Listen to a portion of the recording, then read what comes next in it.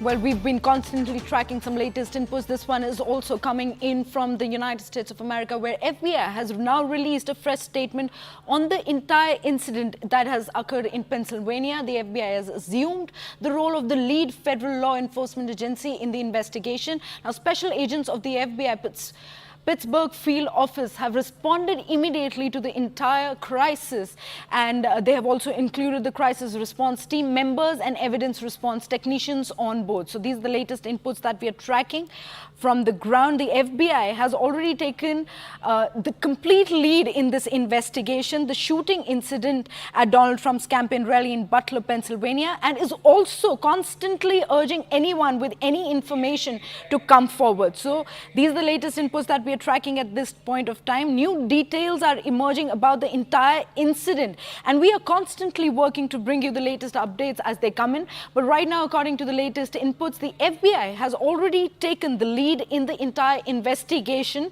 and the shooting incident at Donald Trump's campaign rally in Butler.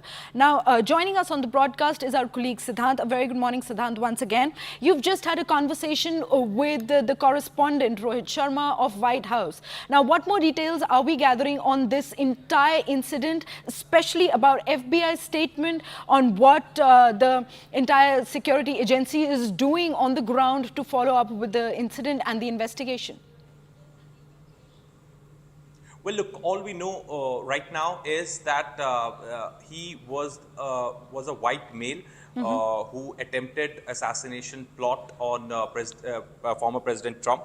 In fact, we are also getting to know that Donald Trump's Secret Service protection was recently strengthened, given his threat to him. In fact, CNN International is reporting that former President Donald Trump's Secret Service protection was strengthened recently. Trump was first granted Secret Service protection in November 2015, and at the rally on Saturday, the gunman was killed by Secret Service agents. Now, FBI is looking into this entire matter. They have started their investigation. In fact, we have also been told that shortly, FBI, Secret Service, and State Police to hold press conference after Trump's assassination attempt, because so far there is very little knowledge available in public domain. All we know is that he was a white male who attempted assassination plot on former President Donald Trump. Now there is a lot of messages that we are picking from all over the world. The politicians all. That's R-O-J-E-K. I'm the special agent in charge of the FBI Pittsburgh field office. The first thing I want to say is that the FBI stands with the people of Butler County in western Pennsylvania, and our hearts go out to the victims of this heinous act which occurred today.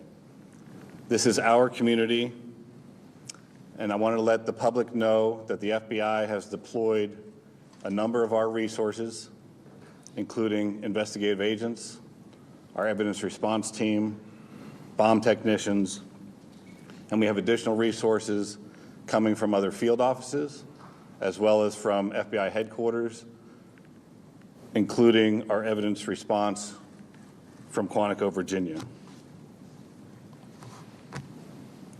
We have intelligence analysts as well, working from our field office in Pittsburgh, working feverishly to attempt to identify the individual who did this and any motives behind why this was done. Right now, we need the public's help. Anyone who was on scene, who saw anything, who identified any information, please report that to the FBI using either the phone number 1-800-CALL-FBI or online at fbi.gov/Butler. This evening we had what we're calling an assassination attempt against our former president, Donald Trump. It's still an active crime scene. As I mentioned, we have a number of agents on scene. We also are working closely with other federal agencies, our state partners, and our local police partners as well. Again, at this time, we are not prepared to identify who the shooter is. We are close to that identification, and as soon as we are 100% confident, the press. With that being said, also, we do not currently have an identified motive, although our investigators are working tirelessly to attempt to identify what that motive was. At this time, I'm going to turn over the podium to Colonel Chris Paris from the Pennsylvania State Police. Thank you very much. My name is Colonel Chris Paris, P-A-R-I-S, Commissioner of Pennsylvania State Police. I would just like to say that the State Police have been in regular contact with the Governor's office, and the full support and assets of the entire agency are behind the FBI and our other federal and municipal partners to assist with this investigation. The thoughts and prayers of the Pennsylvania State Police are likewise with the victims of this terrible act. We are prepared to support this investigation in any way, shape, or form, and we stand ready to participate in a full, fair, and competent and thorough investigation. To give you an operational rundown, Deputy Commissioner of Operations, Lieutenant Colonel George Bivens, is behind me, and he will discuss the operational portion that's being conducted by the Pennsylvania State Police. Lieutenant Colonel Bivens.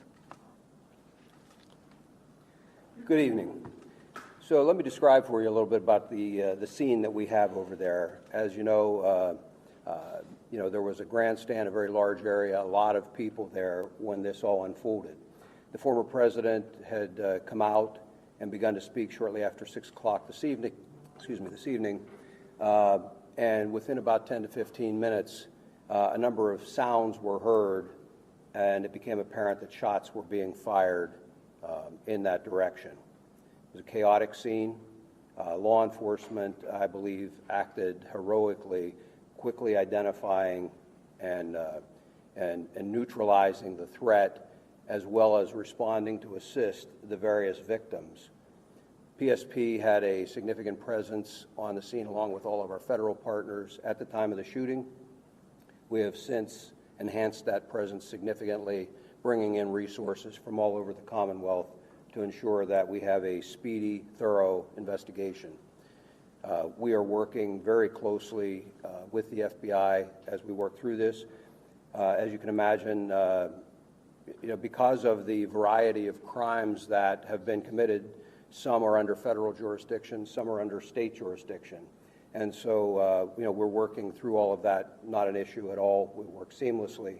But the FBI has maintained the lead on the attempted assassination. PSP will take the lead on the homicide and the shootings of the other individuals in the grandstand area. And so there are a lot of witnesses to be interviewed, a lot of things to be processed. There were some complicators that hopefully the next time we speak we can describe for you, but some complicators that slowed down some of the processing and the positive identification of the shooter. But know that at this time we have no reason to believe that there is any other existing threat out there. We are doing everything we can to make sure that this is thoroughly investigated, and that if there is any information developed that anyone else was involved, that between PSP and the FBI, that will very quickly be followed up on. So I think at this time we would open it up to questions from all of you. Was this a lone wolf attack? Again, I think it's too early to say that. We have one shooter tentatively identified, but we're not stopping there. We're following up on a lot of information.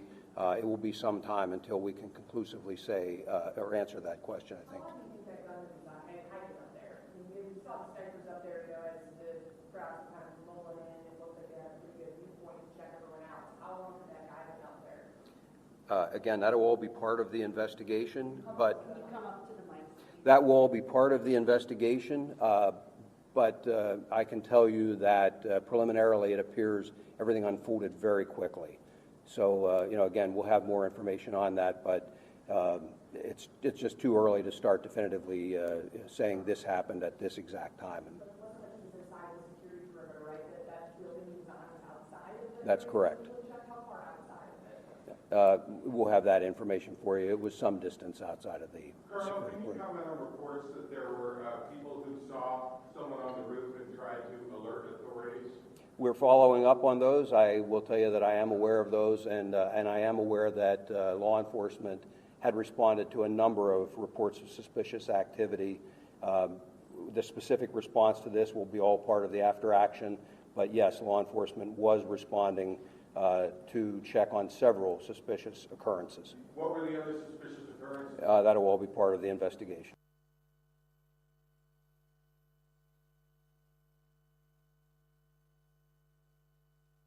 Butler County, Pennsylvania. Is there anything else? Did he have any affiliation with that company, do you know? So again, we're not prepared at this time to provide the identity